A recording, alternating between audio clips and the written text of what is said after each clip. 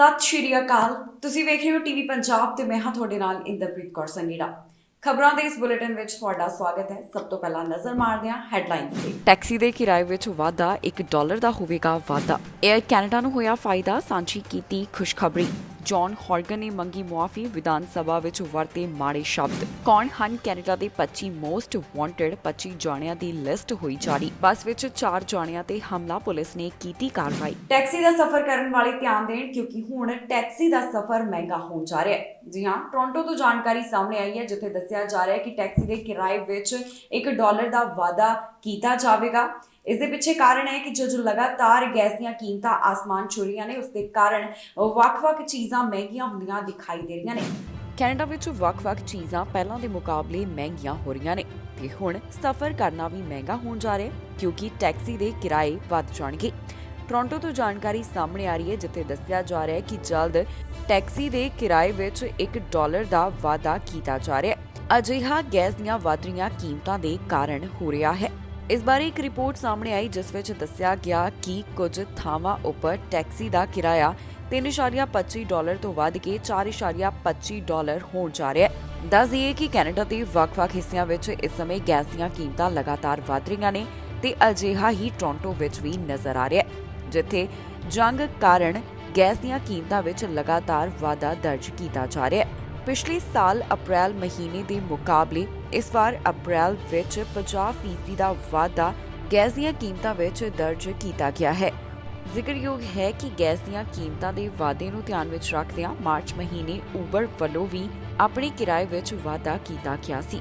ਦੱਸਣਯੋਗ ਹੈ ਕਿ ਇਸ ਸਮੇਂ ਜਿਹੜੀ ਜੰਗ ਲੱਗੀ ਹੋਈ ਹੈ, ਉਸ ਦਾ ਅਸਰ ਵੱਖ-ਵੱਖ ਦੇਸ਼ਾਂ ਦੇ ਉੱਪਰ ਪੈਂਦਾ ਦਿਖਾਈ ਦੇ ਰਿਹਾ ਹੈ, ਜਿੱਥੇ ਗੈਸ ਦੀਆਂ ਕੀਮਤਾਂ ਵਿੱਚ ਲਗਾਤਾਰ ਵਾਧਾ ਹੋ ਰਿਹਾ ਹੈ। ਇਹਨਾਂ ਵੱਧ ਰਹੀਆਂ ਕੀਮਤਾਂ ਤੋਂ ਬਾਅਦ ਬਾਕੀ ਚੀਜ਼ਾਂ ਵੀ ਮਹਿੰਗੀਆਂ ਹੁੰਦੀਆਂ ਦਿਖਾਈ ਦੇ ਰਹੀਆਂ ਨੇ। 에ਅਰ ਕੈਨੇਡਾ ਵੱਲੋਂ ਇੱਕ ਵੱਡੀ ਖਬਰ ਸਾਂਝੀ ਕੀਤੀ ਗਈ, ਜਿੱਥੇ ਉਹਨਾਂ ਦੱਸਿਆ ਕਿ ਪਹਿਲਾਂ ਦੇ ਮੁਕਾਬਲੇ ਉਹਨਾਂ ਨੂੰ ਕਿੰਨਾ ਫਾਇਦਾ ਹੋਇਆ ਹੈ।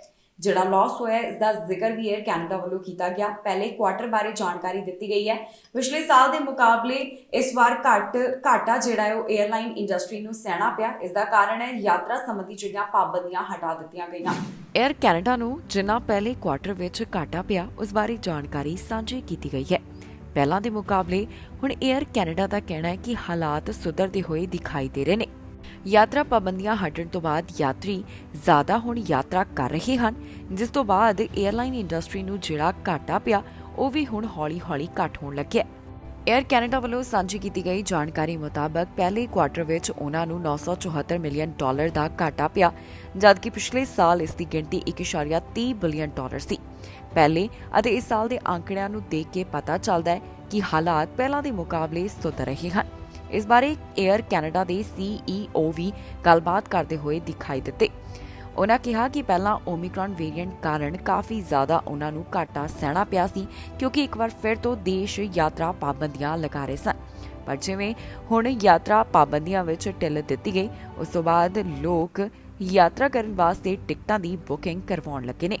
3 ਮਹੀਨੇ ਦੇ ਘਾਟੇ ਬਾਰੇ 에ਅਰਲਾਈਨ ਵੱਲੋਂ ਜਾਣਕਾਰੀ ਸਾਂਝੀ ਕਰਦਿਆਂ ਇਸ ਦੇ ਅੰਕੜੇ $2.72 ਪਰ ਡਿਲਿਊਟ ਸ਼ੇਅਰ ਦੇ ਹਿਸਾਬ ਨਾਲ ਦੱਸੇ ਗਏ, ਜਦਕਿ 2021 ਦੇ ਪਹਿਲੇ ਕੁਆਟਰ ਵਿੱਚ ਇਸ ਦੀ ਗਿਣਤੀ $3.90 ਪਰ ਡਿਲਿਊਟ ਸ਼ੇਅਰ ਦੇ ਤੌਰ ਉੱਪਰ ਦੱਸੀ ਗਈ ਹੈ। ਉਹਨਾਂ ਦੱਸਿਆ ਕਿ ਇਸ ਵਾਰ ਉਹਨਾਂ ਨੂੰ $2.57 ਬਿਲੀਅਨ ਦਾ ਮੁਨਾਫਾ ਵੀ ਹੋਇਆ ਹੈ। ਬ੍ਰਿਟਿਸ਼ ਕੋਲੰਬੀਆ ਦੇ ਪ੍ਰੀਮੀਅਰ ਜੌਨ ਹੌਰਗਨ ਵੱਲੋਂ ਮੁਆਫੀ ਮੰਗੀ ਗਈ। ਦਰਅਸਲ ਉਹਨਾਂ ਨੇ ਵਿਧਾਨ ਸਭਾ ਵਿੱਚ ਗਲਤ ਸ਼ਬਦਾਂ ਦੀ ਵਰਤੋਂ ਕੀਤੀ। ਇੱਕ ਜਿਹੜੀ ਡਿਬੇਟ ਚੱਲ ਰਹੀ ਸੀ, ਉਸ ਤੋਂ ਬਾਅਦ ਜੌਨ ਹੌਰਗਨ ਅਜਿਹਾ ਕਰਦੇ ਦਿਖਾਈ ਦਿੱਤੇ। ਬਾਅਦ ਵਿੱਚ ਉਹਨਾਂ ਵੱਲੋਂ ਵਿਧਾਨ ਸਭਾ ਦੇ ਵਿੱਚ ਆਪਣੇ ਸ਼ਬਦਾਂ ਵਾਸਤੇ ਮੁਆਫੀ ਮੰਗੀ ਗਈ। ਬ੍ਰਿਟਿਸ਼ ਕੋਲੰਬੀਆ ਦੇ ਪ੍ਰੀਮੀਅਰ ਜੌਨ ਹੌਰਗਨ ਵੱਲੋਂ ਵਿਧਾਨ ਸਭਾ ਵਿੱਚ ਮਾੜੇ ਸ਼ਬਦਾਂ ਦੀ ਵਰਤੋਂ ਕੀਤੀ ਗਈ, ਜਿਸ ਤੋਂ ਬਾਅਦ ਉਹਨਾਂ ਨੂੰ ਮੁਆਫੀ ਮੰਗਣੀ ਪੈ ਗਈ। ਜੀ ਹਾਂ, ਜਿਹੜੇ ਸ਼ਬਦ ਉਹਨਾਂ ਵੱਲੋਂ ਵਰਤੇ ਗਏ, ਇਸ ਵਾਸਤੇ ਵਿਧਾਨ ਸਭਾ ਵਿੱਚ ਹੀ ਪ੍ਰੀਮੀਅਰ ਵੱਲੋਂ ਮੁਆਫੀ ਮੰਗੀ ਗਈ।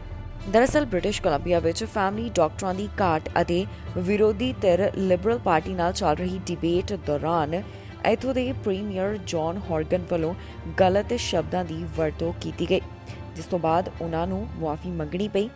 ਵਿਧਾਨ ਸਭਾ ਦੇ ਸਪੀਕਰ ਵੱਲੋਂ ਕਿਹਾ ਗਿਆ ਕਿ ਸਾਰੇ ਮੈਂਬਰਸ ਨੂੰ ਆਪਣਾ ਵਤੀਰਾ ਸਹੀ ਰੱਖਣਾ ਚਾਹੀਦਾ ਹੈ ਤੇ ਜਿਹੜੀ ਵੀ ਇੱਥੇ ਡਿਬੇਟ ਹੋਵੇ ਉਸ ਨੂੰ ਨਿੱਜੀ ਤੌਰ ਤੇ ਨਾ ਲਿਆ ਜਾਵੇ। ਦੱਸ ਦਈਏ ਕਿ ਲਿਬਰਲ ਹਾਊਸ ਲੀਡਰ ਵੱਲੋਂ ਇਸ ਸਾਰੇ ਘਟਨਾਕ੍ਰਮ ਤੋਂ ਬਾਅਦ ਵਿਧਾਨ ਸਭਾ ਵਿੱਚ ਖੜੇ ਹੋ ਕੇ ਕਿਹਾ ਗਿਆ ਕਿ ਇਸ ਮੁੱਦੇ ਤੇ ਕਿਸੇ ਹੋਰ ਦਿਨ ਚਰਚਾ ਹੋਣੀ ਚਾਹੀਦੀ ਹੈ। ਇਸ ਤੋਂ ਕੁਝ ਸਮੇਂ ਬਾਅਦ ਪ੍ਰੀਮੀਅਰ ਵਿਧਾਨ ਸਭਾ ਵਿੱਚ ਵਾਪਸ ਪਹੁੰਚੇ ਤੇ ਉਹਨਾਂ ਵੱਲੋਂ ਆਪਣੇ ਸ਼ਬਦਾਂ ਦੇ ਵਾਸਤੇ ਮੁਆਫੀ ਮੰਗੀ ਗਈ। ਉਹਨਾਂ ਵੱਲੋਂ ਅਜਿਹੇ ਸ਼ਬਦਾਂ ਦੀ ਵਰਤੋਂ ਕਰਨ ਦਾ ਕਾਰਨ ਵੀ ਦੱਸਿਆ ਗਿਆ। ਪ੍ਰੀਮੀਅਰ ਨੇ ਕਿਹਾ ਕਿ ਸਿਹਤ ਸੇਵਾਵਾਂ ਨੂੰ ਲੈ ਕੇ ਉਹ ਭਾਵੁਕ ਹਨ, ਜਿਸ ਕਾਰਨ ਉਹਨਾਂ ਕੋਲ ਅਜਿਹੇ ਸ਼ਬਦ ਵਰਤ ਹੋ ਗਏ ਤੇ ਉਹ ਅਜਿਹਾ ਕਰਨ ਦੀ ਮੁਆਫੀ ਮੰਗਦੇ ਨੇ। ਕੈਨੇਡਾ ਵਿੱਚ ਜਿਹੜੇ 25 ਮੋਸਟ ਵਾਂਟਡ ਹਨ, ਉਹਨਾਂ ਦੀ ਲਿਸਟ ਜਾਰੀ ਕੀਤੀ ਗਈ। ਇਸ ਲਿਸਟ ਵਿੱਚ ਜਿਹਦਾ ਪਹਿਲੇ ਨੰਬਰ ਤੇ ਨਾਮ ਆਇਆ, ਉਸ ਦੇ ਸਿਰ ਤੇ ਵੱਡਾ ਇਨਾਮ ਹੈ। ਜਿਹੜਾ ਵੀ ਇਸ ਦੀ ਸੂਚਨਾ ਦੇਵੇਗਾ, ਭਾਵ ਕਿ ਜਿਹੜਾ ਵੀ ਮੁਹੰਮਦ ਬਾਰੇ ਦੱਸੇਗਾ, ਉਸ ਨੂੰ ਵੱਡਾ ਇਨਾਮ ਦਿੱਤਾ ਜਾਵੇਗਾ। ਇਸ ਲਿਸਟ ਵਿੱਚ 12 ਨਾਮ ਉਹ ਹਨ ਜਿਹੜੇ ਟੋਰਾਂਟੋ ਨਾਲ ਸੰਬੰਧਿਤ ਦੱਸੇ ਗਏ। ਕੈਨੇਡਾ ਵਿੱਚ ਜਿਹੜੇ ਮੋਸਟ ਵਾਂਟਡ ਹਨ, ਉਹਨਾਂ ਦੀ ਲਿਸਟ ਜਾਰੀ ਕੀਤੀ ਗਈ। 25 ਜਾਣਿਆਂ ਦੀ ਲਿਸਟ ਜਾਰੀ ਕੀਤੀ ਗਈ, ਜਿਸ ਵਿੱਚ 12 ਜਾਣੇ ਟੋਰਾਂਟੋ ਨਾਲ ਸੰਬੰਧਿਤ ਦੱਸੇ ਜਾ ਰਹੇ ਨੇ। ਇਸ ਲਿਸਟ ਵਿੱਚ 2021 ਦੀ ਗੋਲੀਬਾਰੀ ਨਾਲ ਜੁੜੇ ਹੋਏ ਸਸਪੈਕਟ ਦਾ ਵੀ ਨਾਮ ਸ਼ਾਮਿਲ ਕੀਤਾ ਗਿਆ, ਜਿਸ ਉੱਪਰ $2,50,000 ਦਾ ਇਨਾਮ ਹੈ। ਅਜਿਹਾ ਪਹਿਲੀ ਵਾਰ ਹੋਇਆ ਜਦੋਂ ਬੋਲੋ ਪ੍ਰੋਗਰਾਮ ਵੱਲੋਂ ਇਕੱਠਿਆਂ 25 ਸਸਪੈਕਟਸ ਦੀ ਲਿਸਟ ਜਾਰੀ ਕੀਤੀ ਗਈ ਹੋਵੇ, ਜਿਹੜੇ ਵੱਖ-ਵੱਖ ਮਾਮਲਿਆਂ ਵਿੱਚ ਕੈਨੇਡਾ ਅੰਦਰ ਵਾਂਟਡ ਨੇ। ਇਸ ਵਿੱਚ ਸਭ ਤੋਂ ਉਤਲਾ ਨਾਮ ਮੁਹੰਮਦ ਦਾ ਹੈ, ਜਿਸ ਦੀ ਉਮਰ 32 ਸਾਲ ਦੇ ਕਰੀਬ ਹੈ। ਇਸ ਉੱਪਰ ਦੋਸ਼ ਹੈ ਕਿ ਪਿਛਲੇ ਸਾਲ ਇਸ ਵੱਲੋਂ ਇੱਕ ਦਾ ਪਾਰਕਿੰਗ ਲਾਟ ਵਿੱਚ ਗੋਲੀਆਂ ਮਾਰ ਕੇ ਕਤਲ ਕਰ ਦਿੱਤਾ ਗਿਆ। ਦੱਸ ਦਈਏ ਕਿ ਲਿਸਟ ਬਾਰੇ ਬੋਲੋ ਪ੍ਰੋਗਰਾਮ ਡਾਇਰੈਕਟਰ ਵੱਲੋਂ ਸਾਰੀ ਜਾਣਕਾਰੀ ਸਾਂਝੀ ਕੀਤੀ ਗਈ ਹੈ।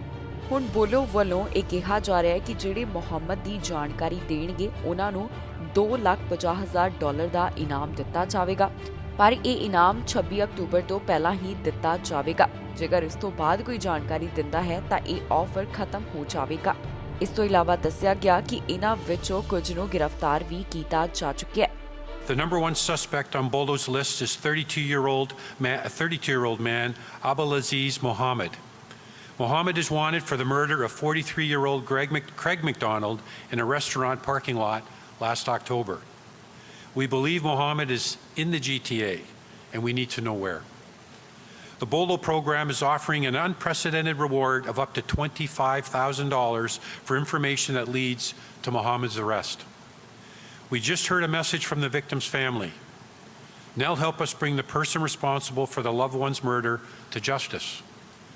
We won't be able to take the pain away from a mother who lost her son, a child who lost a parent, or the countless others impacted by these violent crimes.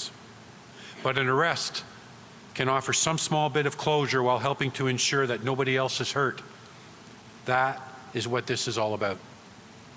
To the victims and survivors of these crimes, you are not forgotten. You are always top of mind.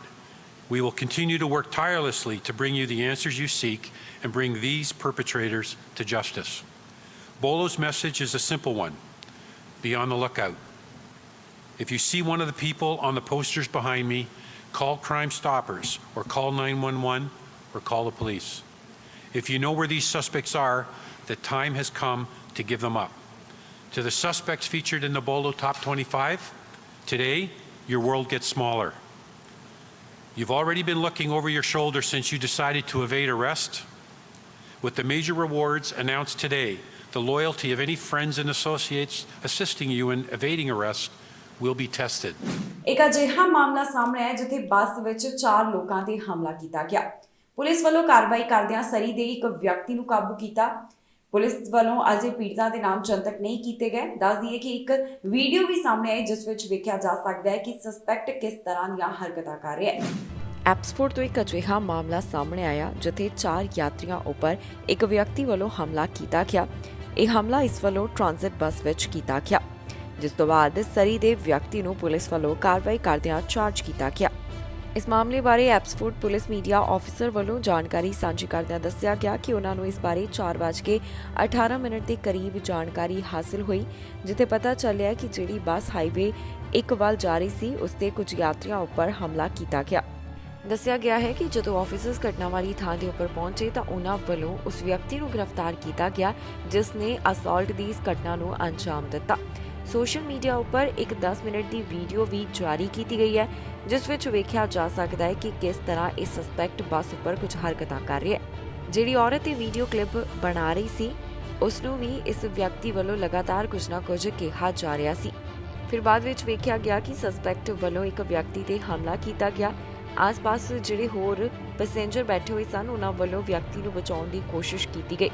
Video ਦੇ ਰਾਹੀਂ ਕੁਝ blur ਤਸਵੀਰਾਂ ਵੀ ਜਾਰੀ ਕੀਤੀਆਂ ਗਈਆਂ ਨੇ। ਦੱਸ ਦਈਏ ਕਿ ਪੁਲਿਸ ਵੱਲੋਂ ਜਿਸ ਵਿਅਕਤੀ ਉੱਪਰ ਕਾਰਵਾਈ ਕੀਤੀ ਗਈ ਉਸ ਦਾ ਨਾਮ ਡੇਵਿਡ ਦੱਸਿਆ ਗਿਆ, ਜਿਸ ਦੀ ਉਮਰ 45 ਸਾਲ ਦੇ ਕਰੀਬ ਹੈ।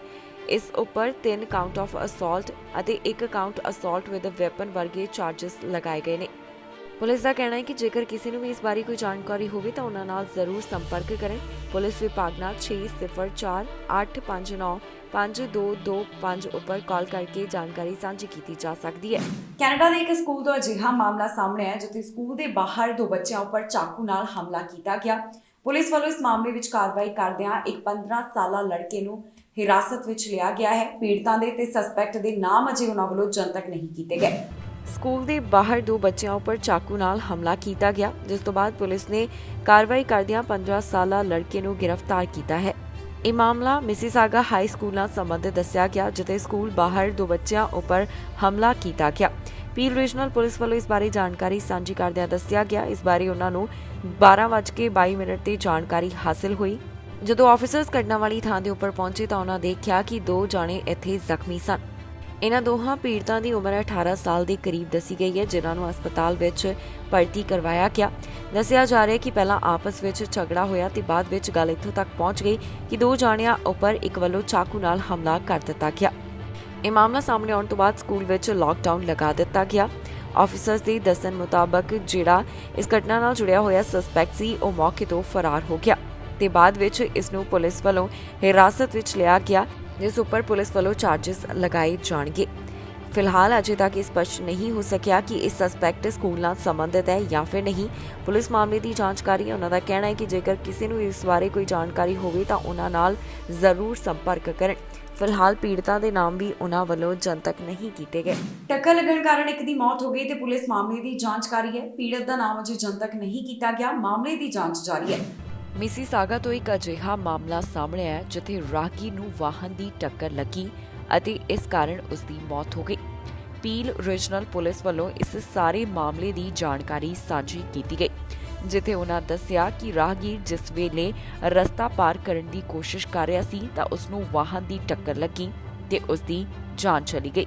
ਇਸ ਰਾਹਗੀਰ ਦੀ ਉਮਰ 30 ਸਾਲ ਦੇ ਕਰੀਬ ਦੱਸੀ ਗਈ। ਐਮਰਜੈਂਸੀ ਕ੍ਰਿਊਜ਼ ਨੂੰ ਘਟਨਾ ਵਾਲੀ ਥਾਂ ਤੇ 12:04 ਦੇ ਕਰੀਬ ਬੁਲਾਇਆ ਗਿਆ, ਜਿੱਥੇ ਉਹਨਾਂ ਨੂੰ ਇਸ ਹਾਦਸੇ ਬਾਰੇ ਜਾਣਕਾਰੀ ਮਿਲੀ। ਜਦੋਂ ਆਫੀਸਰਸ ਘਟਨਾ ਵਾਲੀ ਥਾਂ ਦੇ ਉੱਪਰ ਪਹੁੰਚੇ ਤਾਂ ਉਹਨਾਂ ਦੇਖਿਆ ਕਿ ਇੱਕ ਵਿਅਕਤੀ ਗੰਭੀਰ ਰੂਪ ਵਿੱਚ ਇੱਥੇ ਜ਼ਖਮੀ ਪਿਆ ਸੀ। ਇਸ ਤੋਂ ਬਾਅਦ ਉਸ ਨੂੰ ਤੁਰੰਤ ਟਰਾਮਾ ਸੈਂਟਰ ਵਿੱਚ ਭਰਤੀ ਕਰਵਾਇਆ ਗਿਆ, ਜਿੱਥੇ ਉਸ ਨੂੰ ਮ੍ਰਿਤਕ ਐਲਾਨ ਕਰ ਦਿੱਤਾ ਗਿਆ। ਪੁਲਿਸ ਦਾ ਕਹਿਣਾ ਹੈ ਕਿ ਵਾਹਨ ਦਾ ਡਰਾਈਵਰ ਮੌਕੇ ਵਾਲੀ ਥਾਂ ਤੇ ਹੀ ਮੌਜੂਦ ਸੀ ਤੇ ਉਸ ਵੱਲੋਂ ਜਾਂਚ ਵਿੱਚ ਸਹਿਯੋਗ ਕੀਤਾ ਜਾ ਰਿਹਾ ਹੈ। ਹੁਣ ਇਸ ਮਾਮਲੇ ਦੀ ਜਾਂਚ ਮੇਜਰ ਕੋਲੀਜਨ ਬਿਊਰੋ ਵੱਲੋਂ ਕੀਤੀ ਜਾ ਰਹੀ ਹੈ। ਜਿਸ ਵੇਲੇ ਇੱਥੇ ਪੜਤਾਲ ਕੀਤੀ ਗਈ ਤਾਂ ਰਸਤੇ ਨੂੰ ਕੁਝ ਸਮੇਂ ਲਈ ਬੰਦ ਰੱਖਿਆ ਗਿਆ। ਫਿਲਹਾਲ ਪੀੜਤ ਦਾ ਨਾਮ ਪੁਲਿਸ ਵੱਲੋਂ ਜਨਤਕ ਨਹੀਂ ਕੀਤਾ ਗਿਆ। ਉਹਨਾਂ ਵੱਲੋਂ ਮਾਮਲੇ ਦੀ ਜਾਂਚ ਜਾਰੀ ਹੈ, ਜਿਸ ਤੋਂ ਬਾਅਦ ਬਾਕੀ ਦੀ ਅਪਡੇਟ ਉਹ ਸਾਂਝੀ ਕਰਨਗੇ। ਪੁਲਿਸ ਅਫਸਰ ਨੂੰ ਟੱਕਰ ਲੱਗਣ ਦਾ ਮਾਮਲਾ ਸਾਹਮਣੇ ਆਇਆ, ਜਿਸ ਤੋਂ ਬਾਅਦ ਉਸ ਨੂੰ ਜ਼ਖਮੀ ਹਾਲਤ ਵਿੱਚ ਹਸਪਤਾਲ ਭਰਤੀ ਕਰਵਾਇਆ ਗਿਆ। ਇਸ ਮਾਮਲੇ ਦੀ ਪੜਤਾਲ ਜਾਰੀ ਹੈ। ਫਿਲਹਾਲ ਅਫਸਰ ਦਾ ਨਾਮ ਜਨਤਕ ਨਹੀਂ ਕੀਤਾ ਗਿਆ। ਨਾਰਥ ਯਾਰਕ ਤੋਂ ਇੱਕ ਅਜਿਹਾ ਮਾਮਲਾ ਸਾਹਮਣੇ ਆਇਆ ਜਿੱਥੇ ਪੁਲਿਸ ਅਫਸਰ ਨੂੰ ਵਾਹਨ ਦੀ ਟੱਕਰ ਲੱਗੀ, ਜਿਸ ਦੌਰਾਨ ਉਹ ਜ਼ਖਮੀ ਹੋ ਗਿਆ। ਪੁਲਿਸ ਵੱਲੋਂ ਮਾਮਲੇ ਦੀ ਜਾਣਕਾਰੀ ਸਾਂਝੀ ਕੀਤੀ ਗਈ। ਦੱਸਿਆ ਗਿਆ ਕਿ 11 ਵਜੇ ਦੇ ਕਰੀਬ ਹਾਈਵੇ 400 ਨੇੜੇ ਪੁਲਿਸ ਅਫਸਰ ਵੱਲੋਂ ਡਿਊਟੀ ਦਿੱਤੀ ਜਾ ਰਹੀ ਸੀ, ਜਿਸ ਵੇਲੇ ਹਾਦਸਾ ਵਾਪਰਿਆ ਅਤੇ ਉਹ ਹਾਦਸੇ ਵਿੱਚ ਜ਼ਖਮੀ ਹੋ ਗਿਆ। ਪੈਰਾਮੈਡਿਕਸ ਦੇ ਦੱਸਣ ਮੁਤਾਬਕ ਜ਼ਖਮੀ ਹਾਲਤ ਵਿੱਚ ਇਸ ਪੁਲਿਸ ਅਫਸਰ ਨੂੰ ਸਨੀ ਬਰੂਕ ਹਸਪੀਟਲ ਵਿੱਚ ਭਰਤੀ ਕਰਵਾਇਆ ਗਿਆ, ਜਿੱਥੇ ਹੁਣ ਉਸ ਦੀ ਹਾਲਤ ਸਥਿਰ ਦੱਸੀ ਜਾ ਰਹੀ ਹੈ। ਜਿਸ ਵੇਲੇ ਮਾਮਲੇ ਵਾਲੀ ਥਾਂ ਦੇ ਉੱਪਰ ਪੜਤਾਲ ਕੀਤੀ ਗਈ, ਉਸ ਨੂੰ ਕੁਝ ਸਮੇਂ ਲਈ ਬੰਦ ਰੱਖਿਆ ਗਿਆ। ਪੁਲਿਸ ਅਜੇ ਇਸ ਮਾਮਲੇ ਦੀ ਜਾਂਚ ਕਰ ਰਹੀ ਹੈ। ਉਹਨਾਂ ਵੱਲੋਂ ਬਾਕੀ ਦੀ ਡਿਟੇਲ ਅਜੇ ਸਾਂਝੀ ਨਹੀਂ ਕੀਤੀ ਗਈ। ਟੋਰਾਂਟੋ ਪੁਲਿਸ ਵੱਲੋਂ ਇਹ ਜਾਣਕਾਰੀ ਜ਼ਰੂਰ ਸਾਂਝੀ ਕਰ ਦਿੱਤੀ ਗਈ ਹੈ ਕਿ ਜਿਹੜਾ ਪੁਲਿਸ ਅਫਸਰ ਹਾਦਸੇ ਵਿੱਚ ਜ਼ਖਮੀ ਹੋਇਆ, ਜਿਸ ਨੂੰ ਹਸਪਤਾਲ ਵਿੱਚ ਭਰਤੀ ਕਰਵਾਇਆ ਗਿਆ ਸੀ, ਉਸ ਨੂੰ ਇੱਥੇ ਛੁੱਟੀ ਮਿਲ ਚੁੱਕੀ ਹੈ। ਪਰ ਇਸ ਤੋਂ ਇਲਾਵਾ ਬਾਕੀ ਦੀ ਡਿਟੇਲ ਅਜੇ ਉਹਨਾਂ ਵੱਲੋਂ ਨਹੀਂ ਦੱਸੀ ਗਈ। ਕਈ ਥਾਵਾਂ ਦੇ ਉੱਪਰ ਹੁਣ ਸ਼ਰਾਬ ਪੀਣ ਦੀ ਇਜਾਜ਼ਤ ਹੋਏਗੀ। ਇਹ ਜ਼ਿਕਰ ਪਾਰਕਾਂ ਦੇ ਬਾਰੇ ਕੀਤਾ ਗਿਆ। ਐਡਮਿੰਟਨ ਦੇ ਵਿੱਚ ਦੱਸਿਆ ਗਿਆ ਕਿ ਪਾਇਲਟ ਪ੍ਰੋਗਰਾਮ ਤਹਿਤ ਕਈ ਪਾਰਕਾਂ ਵਿੱਚ ਐਲਕੋਹਲ ਕੰਜ਼ੰਪਸ਼ਨ ਦੀ ਇਜਾਜ਼ਤ ਹੋਵੇਗੀ। ਐਡਮਿੰਟਨ ਦੀਆਂ ਕਈ ਪਿਕਨਿਕ ਸਾਈਟਸ ਦੇ ਉੱਪਰ ਐਲਕੋਹਲ ਕੰਜ਼ੰਪਸ਼ਨ ਦੀ ਇਜਾਜ਼ਤ ਹੋਵੇਗੀ। ਜੀ ਹਾਂ, ਐਡਮਿੰਟਨ ਵੱਲੋਂ ਆਪਣੇ ਪਾਇਲਟ ਪ੍ਰੋਗਰਾਮ ਨੂੰ ਅੱਗੇ ਵਧਾਇਆ ਜਾ ਰਿਹਾ ਹੈ, ਜਿਸ ਤੋਂ ਬਾਅਦ ਕਈ ਪਿਕਨਿਕ ਸਾਈਟਸ ਉੱਪਰ ਲੋਕ ਬੈਠ ਕੇ ਸ਼ਰਾਬ ਪੀ ਸਕਣਗੇ। ਦੱਸਿਆ ਜਾ ਰਿਹਾ ਹੈ ਕਿ 1 ਮਈ ਤੋਂ 124 ਪਿਕਨਿਕ ਸਾਈਟਸ ਉੱਪਰ ਇਜਾਜ਼ਤ ਹੋਵੇਗੀ ਕਿ ਸਵੇਰੇ 11 ਤੋਂ ਸ਼ਾਮ 9 ਵਜੇ ਤੱਕ ਐਲਕੋਹਲ ਕੰਜ਼ਿਊਮ ਕੀਤੀ ਜਾ ਸਕੇ। ਇਹ ਪ੍ਰੋਗਰਾਮ ਇੱਥੇ 10 ਅਕਤੂਬਰ 2022 ਤੱਕ ਜਾਰੀ ਰਹਿਣ ਵਾਲਾ ਹੈ। ਦੱਸ ਦਈਏ ਕਿ ਇਹ ਇਸ ਪ੍ਰੋਗਰਾਮ ਦਾ ਦੂਸਰਾ ਸਾਲ ਹੈ। ਪਿਛਲੇ ਸਾਲ ਵੀ ਇਸ ਬਾਰੇ ਜਾਣਕਾਰੀ ਸਾਹਮਣੇ ਆਈ ਸੀ, ਜਿੱਥੇ ਕਈ ਜਗ੍ਹਾ ਦੇ ਉੱਪਰ ਇਸ ਪ੍ਰੋਗਰਾਮ ਨੂੰ ਲਿਆਂਦਾ ਗਿਆ। 2021 ਵਿੱਚ ਪਾਇਲਟ ਪ੍ਰੋਜੈਕਟ ਮਈ ਮਹੀਨੇ ਦੌਰਾਨ ਜਾਰੀ ਕੀਤਾ ਗਿਆ, ਜੋ ਕਿ ਇੱਥੇ ਅਕਤੂਬਰ ਮਹੀਨੇ ਤੱਕ ਬਰਕਰਾਰ ਰਿਹਾ। ਇਸ ਦੌਰਾਨ 47 ਪਿਕਨਿਕ ਸਾਈਟਸ ਉੱਪਰ ਐਲਕੋਹਲ ਕੰਜ਼ੰਪਸ਼ਨ ਦੀ ਇਜਾਜ਼ਤ ਦਿੱਤੀ ਗਈ ਸੀ। ਦੱਸ ਦਈਏ ਕਿ ਇਸ ਬਾਰੇ ਸ਼ਹਿਰ ਵੱਲੋਂ ਇੱਕ ਆਨਲਾਈਨ ਸਰਵੇ ਵੀ ਕਰਵਾਇਆ ਗਿਆ ਸੀ, ਜਿਸ ਵਿੱਚ ਲੋਕਾਂ ਵੱਲੋਂ ਆਪਣੇ ਵਿਚਾਰ ਸਾਂਝੇ ਕੀਤੇ ਗਏ। ਕਈਆਂ ਨੇ ਇਸ ਨੂੰ ਪੋਜ਼ਿਟਿਵ ਦੱਸਿਆ ਤੇ ਕਈਆਂ ਦਾ ਇਸ ਬਾਰੇ ਕੁਝ ਹੋਰ ਹੀ ਵਿਚਾਰ ਸੀ। 3868 ਰਿਸਪੋਂਡੈਂਟਸ ਵੱਲੋਂ ਆਪਣਾ ਤਜਰਬਾ ਕਾਫੀ ਪੋਜ਼ਿਟਿਵ ਸਾਂਝਾ ਕੀਤਾ ਗਿਆ। ਅਮਰੀਕਾ ਦੇ ਸਾਬਕਾ ਰਾਸ਼ਟਰਪਤੀ ਟਰੰਪ ਦਾ ਐਲਨ ਮਸਕ ਬਾਰੇ ਵੱਡਾ ਬਿਆਨ ਸਾਹਮਣੇ ਆਇਆ, ਜਿੱਥੇ ਉਹਨਾਂ ਵੱਲੋਂ ਐਲਨ ਮਸਕ ਦੀ ਤਾਰੀਫ ਕੀਤੀ ਗਈ। ਟਰੰਪ ਨੂੰ ਸਵਾਲ ਪੁੱਛਿਆ ਗਿਆ ਸੀ ਕਿ ਕੀ ਉਹ ਟਵਿੱਟਰ ਉੱਪਰ ਵਾਪਸੀ ਕਰਨਗੇ। ਇਸ ਦਾ ਜਵਾਬ ਜਿਹੜਾ ਹੈ ਉਹ ਡੋਨਲਡ ਟਰੰਪ ਵੱਲੋਂ ਦਿੱਤਾ ਗਿਆ। ਉਹਨਾਂ ਦਾ ਕੀ ਕਹਿਣਾ ਹੈ ਤੁਹਾਨੂੰ ਦੱਸਾਂਗੇ ਇਸ ਖਬਰ ਵਿੱਚ। ਐਲਨ ਮਸਕ ਨੇ ਟਵਿੱਟਰ ਖਰੀਦਿਆ ਤੇ ਇਸ ਤੋਂ ਬਾਅਦ ਹੁਣ ਟਰੰਪ ਦਾ ਵੀ ਇੱਕ ਜਵਾਬ ਸਾਹਮਣੇ ਆਇਆ, ਜਿੱਥੇ ਉਹਨਾਂ ਦੱਸਿਆ ਕਿ ਅਜੇ ਇਸ ਨੂੰ ਲੈ ਕੇ ਕੋਈ ਵੀ ਵਿਚਾਰ ਨਹੀਂ ਕਿ ਉਹ ਟਵਿੱਟਰ ਉੱਪਰ ਵਾਪਸੀ ਕਰਨਗੇ। ਜੀ ਹਾਂ, ਐਲਨ ਮਸਕ ਦੀ ਡੀਲ ਤੋਂ ਬਾਅਦ ਟਰੰਪ ਦਾ ਕਹਿਣਾ ਹੈ ਕਿ ਉਹਨਾਂ ਵੱਲੋਂ ਅਜੇ ਟਵਿੱਟਰ ਮੁੜ ਤੋਂ ਜੁਆਇਨ ਨਹੀਂ ਕੀਤਾ ਜਾਵੇਗਾ। ਦੱਸ ਦਈਏ ਕਿ ਪਿਛਲੇ ਦਿਨੀ ਵਿਸ਼ਵ ਦੇ ਸਭ ਤੋਂ ਅਮੀਰ ਵਿਅਕਤੀ ਐਲਨ ਮਸਕ ਵੱਲੋਂ $44 ਬਿਲੀਅਨ ਵਿੱਚ ਟਵਿੱਟਰ ਖਰੀਦ ਲਿਆ ਗਿਆ, ਜਿੱਥੇ ਹੁਣ ਟਵਿੱਟਰ ਪ੍ਰਾਈਵੇਟ ਹੋਣ ਜਾ ਰਿਹਾ ਹੈ। ਇਸ ਤੋਂ ਬਾਅਦ ਜਦੋਂ ਅਮਰੀਕਾ ਦੇ ਸਾਬਕਾ ਰਾਸ਼ਟਰਪਤੀ ਡੋਨਲਡ ਟਰੰਪ ਨੂੰ ਸਵਾਲ ਪੁੱਛਿਆ ਗਿਆ ਤਾਂ ਉਹਨਾਂ ਕਿਹਾ ਕਿ ਅਜੇ ਵੀ ਉਹ ਆਪਣੇ ਵੱਲੋਂ ਤਿਆਰ ਕੀਤੇ ਗਏ ਸੋਸ਼ਲ ਮੀਡੀਆ ਪਲੇਟਫਾਰਮ ਟਰੁਥ ਉੱਪਰ ਹੀ ਰਹਿਣਗੇ। ਉਹਨਾਂ ਵੱਲੋਂ ਅਜੇ ਟਵਿੱਟਰ ਜੁਆਇਨ ਕਰਨ ਦੀ ਕੋਈ ਵੀ ਯੋਜਨਾ ਨਹੀਂ ਹੈ। ਇਸ ਤੋਂ ਇਲਾਵਾ ਉਹ ਐਲਨ ਮਸਕ ਦੀ ਤਾਰੀਫ ਕਰਦੇ ਹੋਏ ਵੀ ਦਿਖਾਈ ਦਿੱਤੇ। ਉਹਨਾਂ ਕਿਹਾ ਕਿ ਟਵਿੱਟਰ ਵਿੱਚ ਐਲਨ ਮਸਕ ਬਦਲਾਵ ਕਰਨਗੇ ਤੇ ਉਹ ਇੱਕ ਚੰਗੇ ਇਨਸਾਨ ਹਨ, ਪਰ ਮੈਂ ਅਜੇ ਵੀ ਟਰੁਥ ਦੇ ਉੱਪਰ ਹੀ ਰਹਿਣ ਵਾਲਾ ਹਾਂ। ਜ਼ਿਕਰਯੋਗ ਹੈ ਕਿ 6 ਜਨਵਰੀ ਨੂੰ ਜਿਹੜੀ ਘਟਨਾ ਵਾਪਰੀ ਸੀ, ਉਸ ਤੋਂ ਬਾਅਦ ਸਾਬਕਾ ਰਾਸ਼ਟਰਪਤੀ ਡੋਨਲਡ ਟਰੰਪ ਨੂੰ ਵੱਖ-ਵੱਖ ਸੋਸ਼ਲ ਮੀਡੀਆ ਪਲੇਟਫਾਰਮ ਤੋਂ ਬੈਨ ਕਰ ਦਿੱਤਾ ਗਿਆ। ਫਿਰ ਬਾਅਦ ਵਿੱਚ ਟਰੰਪ ਨੇ ਖੁਦ ਦਾ ਸੋਸ਼ਲ ਮੀਡੀਆ ਪਲੇਟਫਾਰਮ ਬਣਾਇਆ, ਪਰ ਜਿਸ ਵੇਲੇ ਟਵਿੱਟਰ ਤੋਂ ਉਹਨਾਂ ਨੂੰ ਹਟਾਇਆ ਗਿਆ, ਉਸ ਵੇਲੇ ਟਰੰਪ ਦੇ ਟਵਿੱਟਰ ਉੱਪਰ 99 ਮਿਲੀਅਨ ਫਾਲੋਅਰ ਸਨ। ਵਿਸ਼ਵ ਵਿੱਚ ਇਸ ਸਮੇਂ ਲਗਾਤਾਰ ਮਹਿੰਗਾਈ ਵਧਦੀ ਜਾ ਰਹੀ ਹੈ। ਪਿਛਲੇ ਕਈ ਸਾਲਾਂ ਦੇ ਰਿਕਾਰਡ ਟੁੱਟ ਰਹੇ ਨੇ। ਆਮ ਲੋਕਾਂ ਦੀ ਜੇਬ ਉੱਪਰ ਭਾਰੀ ਬੋਝ ਪੈ ਰਿਹਾ, ਜਿਸ ਤੋਂ ਬਾਅਦ ਉਹ ਆਪਣਾ ਦਰਦ ਵੀ ਸਾਂਝਾ ਕਰ ਰਹੇ ਹਨ। ਇਸ ਬਾਰੇ ਹੁਣ ਵਰਲਡ ਬੈਂਕ ਦਾ ਇੱਕ ਵੱਡਾ ਬਿਆਨ ਸਾਹਮਣੇ ਆਇਆ, ਜਿਸ ਵਿੱਚ ਦੱਸਿਆ ਗਿਆ ਹੈ ਕਿ ਇਹ ਮਹਿੰਗਾਈ ਆਖਿਰਕਾਰ ਕਦੋਂ ਖਤਮ ਹੋਵੇਗੀ। ਪੂਰੇ ਵਿਸ਼ਵ ਵਿੱਚ ਇਸ ਸਮੇਂ ਖਾਣ-ਪੀਣ ਦੀਆਂ ਚੀਜ਼ਾਂ ਅਤੇ ਗੈਸ ਦੀਆਂ ਕੀਮਤਾਂ ਆਸਮਾਨ ਛੂ ਰਹੀਆਂ ਹਨ। ਆਮ ਲੋਕਾਂ ਦੀ ਜੇਬ ਉੱਪਰ ਇਸ ਕਾਰਨ ਕਾਫੀ ਭਾਰੀ ਬੋਝ ਪੈ ਰਿਹਾ ਹੈ। ਇਸ ਸਭ ਤੋਂ ਬਾਅਦ ਵਰਲਡ ਬੈਂਕ ਦਾ ਇੱਕ ਵੱਡਾ ਬਿਆਨ ਸਾਹਮਣੇ ਆਇਆ, ਜਿੱਥੇ ਉਹਨਾਂ ਦਾ ਕਹਿਣਾ ਹੈ ਕਿ ਅਜੇ ਪੂਰੇ ਵਿਸ਼ਵ ਵਿੱਚ ਜਿਹੜੀਆਂ ਖਾਣ-ਪੀਣ ਅਤੇ ਗੈਸ ਦੀਆਂ ਕੀਮਤਾਂ ਵਧ ਰਹੀਆਂ ਹਨ, ਉਸ ਵਿੱਚ 2024 ਤੋਂ ਪਹਿਲਾਂ ਕੋਈ ਵੀ ਗਿਰਾਵਟ ਨਹੀਂ ਦਰਜ ਕੀਤੀ ਜਾਏਗੀ। ਉਹਨਾਂ ਕਿਹਾ ਕਿ ਅਜਿਹਾ ਯੂਕਰੇਨ ਵਾਰ ਦੇ ਕਾਰਨ ਹੋ ਰਿਹਾ ਹੈ। ਦੱਸ ਦੇਈਏ ਕਿ ਰੂਸ ਵੱਲੋਂ ਯੂਕਰੇਨ ਉੱਪਰ ਹਮਲਾ ਕੀਤਾ ਗਿਆ। ਜੰਗ 2 ਮਹੀਨਿਆਂ ਤੋਂ ਵੱਧ ਸਮਾਂ ਹੋ ਚੁੱਕਿਆ ਹੈ, ਅਜੇ ਵੀ ਜਾਰੀ ਹੈ, ਪਰ ਇਸ ਦਾ ਅਸਰ ਵਿਸ਼ਵ ਦੇ ਵੱਖ-ਵੱਖ ਦੇਸ਼ਾਂ ਵਿੱਚ ਪੈਂਦਾ ਹੋਇਆ ਦਿਖਾਈ ਦੇ ਰਿਹਾ, ਜਿੱਥੇ ਮਹਿੰਗਾਈ ਲਗਾਤਾਰ ਵਧ ਰਹੀ ਹੈ। ਆਮ ਲੋਕ ਇਸ ਤੋਂ ਬਾਅਦ ਆਪਣਾ ਦਰਦ ਬਿਆਨ ਕਰਦੇ ਹੋਏ ਵੀ ਦਿਖਾਈ ਦੇ ਰਹੇ ਨੇ, ਜਿੱਥੇ ਉਹਨਾਂ ਵੱਲੋਂ ਦੱਸਿਆ ਜਾ ਰਿਹਾ ਹੈ ਕਿ ਕਿਵੇਂ ਉਹਨਾਂ ਨੂੰ ਇਸ ਕਾਰਨ ਮੁਸ਼ਕਿਲ ਹੋ ਰਹੀ ਹੈ। This war is unwinnable. Sooner or later it will have to move from the battlefield to the peace table. And that is inevitable. The only question is how many more lives must be lost. America ਤੋਂ ਇੱਕ ਅਜਿਹਾ ਮਾਮਲਾ ਸਾਹਮਣੇ ਆਇਆ, ਜਿੱਥੇ ਮਹਿਮਾਨ ਵਿਆਹ ਸਮਾਗਮ ਵਿੱਚ ਗਏ ਤਾਂ ਉਹਨਾਂ ਨੂੰ ਇੱਥੇ ਨਸ਼ਾ ਕਰਵਾ ਦਿੱਤਾ ਗਿਆ। ਜੀ ਹਾਂ, ਇਹਨਾਂ ਲੋਕਾਂ ਨੂੰ ਨਹੀਂ ਪਤਾ ਸੀ ਕਿ ਖਾਣ ਪੀਣ ਵਾਲੀਆਂ ਚੀਜ਼ਾਂ ਵਿੱਚ ਨਸ਼ਾ ਮਿਲਾਇਆ ਹੋਇਆ ਹੈ। ਪੁਲਿਸ ਵੱਲੋਂ ਮਾਮਲੇ ਵਿੱਚ ਕਾਰਵਾਈ ਕੀਤੀ ਗਈ। ਲਾੜੀ ਅਤੇ ਕੇਟਰਰ ਨੂੰ ਚਾਰਜ ਕੀਤਾ ਜਾ ਚੁੱਕਿਆ ਹੈ। ਅਮਰੀਕਾ ਤੋਂ ਇੱਕ ਅਜਿਹਾ ਮਾਮਲਾ ਸਾਹਮਣੇ ਆਇਆ, ਜਿੱਥੇ ਵਿਆਹ ਸਮਾਗਮ ਵਿੱਚ ਗਏ ਮਹਿਮਾਨਾਂ ਨਾਲ ਧੋਖਾ ਹੋ ਗਿਆ। ਗਏ ਤਾਂ ਉਹ ਇੱਥੇ ਵਿਆਹ ਦਾ ਸਮਾਗਮ ਅਟੈਂਡ ਕਰਨ ਦੇ ਲਈ ਸੀ, ਪਰ ਉਹਨਾਂ ਨੂੰ ਇੱਥੇ ਕੈਨੇਬੀਜ਼ ਦਾ ਨਸ਼ਾ ਕਰਵਾ ਦਿੱਤਾ ਗਿਆ। ਇਸ ਤੋਂ ਬਾਅਦ ਪੁਲਿਸ ਨੇ ਕਾਰਵਾਈ ਕੀਤੀ ਤੇ ਉਹਨਾਂ ਵੱਲੋਂ ਲਾੜੀ ਤੇ ਕੇਟਰਰ ਨੂੰ ਚਾਰਜ ਕੀਤਾ ਗਿਆ। ਦਰਅਸਲ ਇਹ ਮਾਮਲਾ ਫਲੋਰੀਡਾ ਤੋਂ ਸਾਹਮਣੇ ਆਇਆ, ਜਿੱਥੇ ਲਾੜੀ ਅਤੇ ਕੇਟਰਰ ਦੇ ਉੱਪਰ ਇਸ ਸੰਬੰਧ ਵਿੱਚ ਚਾਰਜ ਲਗਾਏ ਗਏ ਨੇ, ਕਿਉਂਕਿ ਉਹਨਾਂ ਵੱਲੋਂ ਮਹਿਮਾਨਾਂ ਨੂੰ ਖਾਣੇ ਵਿੱਚ ਕੈਨੇਬੀਜ਼ ਪਰੋਸ ਦਿੱਤੀ ਗਈ। ਮਹਿਮਾਨਾਂ ਨੂੰ ਇਸ ਬਾਰੇ ਕੋਈ ਵੀ ਅੰਦਾਜ਼ਾ ਨਹੀਂ ਸੀ। ਉਹ ਤਾਂ ਆਮ ਵਾਂਗ ਹੀ ਖਾਣੇ ਦਾ ਲੁਤਫ ਉਠਾ ਰਹੇ ਸਨ, ਪਰ ਉਹਨਾਂ ਨੂੰ ਕੀ ਪਤਾ ਸੀ ਖਾਣੇ ਵਿੱਚ ਕੈਨੇਬੀਸ ਮਲਾਈ ਹੋਈ ਹੈ। ਜਿਸ ਲਾੜੀ ਉੱਪਰ ਮਾਮਲਾ ਦਰਜ ਹੋਇਆ ਉਸ ਦੀ ਉਮਰ 42 ਸਾਲ ਤੇ ਨਾਮ ਡੈਨੀਆ ਦੱਸਿਆ ਗਿਆ। ਕੇਟਰਰ ਦੀ ਉਮਰ 31 ਸਾਲ ਦੱਸੀ ਗਈ ਤੇ ਉਸ ਦਾ ਨਾਮ ਬ੍ਰਾਂਡ ਦੇ ਤੌਰ ਤੇ ਉੱਪਰ ਸਾਂਝਾ ਕੀਤਾ ਗਿਆ ਹੈ। ਜਿਹੜੇ ਮਹਿਮਾਨ ਇਸ ਵਿਆਹ ਸਮਾਗਮ ਵਿੱਚ ਪਹੁੰਚੇ, ਜਿਨ੍ਹਾਂ ਨੇ ਖਾਣਾ ਖਾਧਾ, ਉਹਨਾਂ ਵੱਲੋਂ ਸ਼ਿਕਾਇਤ ਕੀਤੀ ਗਈ ਕਿ ਉਹਨਾਂ ਨੂੰ ਬਿਹਤਰ ਮਹਿਸੂਸ ਨਹੀਂ ਹੋ ਰਿਹਾ। ਕਈਆਂ ਦਾ ਕਹਿਣਾ ਸੀ ਉਹਨਾਂ ਨੂੰ ਇਉਂ ਮਹਿਸੂਸ ਹੋਇਆ ਜਿਵੇਂ ਕਿਸੇ ਨੇ ਉਹਨਾਂ ਨੂੰ ਨਸ਼ਾ ਕਰਵਾ ਦਿੱਤਾ ਹੋਵੇ। ਕਈ ਲੋਕ ਵਿਆਹ ਦਾ ਖਾਣਾ ਖਾ ਕੇ ਬਿਮਾਰ ਵੀ ਪੈ ਗਏ। ਹੁਣ ਪੁਲਿਸ ਅਫਸਰ ਦੀ ਜਿਹੜੀ ਬੋਡੀ ਕੈਮਰਾ ਫੁਟੇਜ ਸਾਹਮਣੇ ਆਈ ਹੈ, ਉਸ ਵਿੱਚ ਵੇਖਿਆ ਜਾ ਸਕਦਾ ਹੈ ਕਿ ਕਿਵੇਂ ਕੁਝ ਮਹਿਮਾਨਾਂ ਨੂੰ ਸਟ੍ਰੈਚਰ ਦੇ ਉੱਪਰ ਪਾ ਕੇ ਲਿਜਾਇਆ ਜਾ ਰਿਹਾ ਹੈ। ਹਾਲਾਂਕਿ ਕੇਟਰਰ ਵੱਲੋਂ ਇੱਥੋਂ ਭੱਜਣ ਦੀ ਕੋਸ਼ਿਸ਼ ਕੀਤੀ ਗਈ, ਪਰ ਉਹ ਅਜਿਹਾ ਕਰਨ ਵਿੱਚ ਕਾਮਯਾਬ ਨਹੀਂ ਹੋ ਸਕਿਆ। ਹੁਣ ਪੁਲਿਸ ਵੱਲੋਂ ਮਾਮਲੇ ਦੀ ਵਧੇਰੇ ਜਾਂਚ ਕੀਤੀ ਜਾ ਰਹੀ ਹੈ। ਇਸ ਖਬਰ ਵਿੱਚ ਜਾਣਕਾਰੀ ਤੁਹਾਡੇ ਨਾਲ ਸਾਂਝੀ ਕਰਾਂਗੇ ਕਿ ਕੈਨੇਡਾ ਦੇ ਕਿਹੜੇ ਹਿੱਸੇ ਤੋਂ ਕਿੰਨੇ ਕੋਰੋਨਾ ਵਾਇਰਸ ਦੇ ਮਾਮਲੇ ਸਾਹਮਣੇ ਆਏ। ਇਸ ਸਮੇਂ ਕੈਨੇਡਾ ਵਿੱਚ ਕੋਰੋਨਾ ਵਾਇਰਸ ਦੇ ਕੀ ਹਾਲਾਤ ਬਣੇ ਹੋਏ ਨੇ, ਤੁਹਾਨੂੰ ਦੱਸਾਂਗੇ ਇਸ ਖਬਰ ਵਿੱਚ।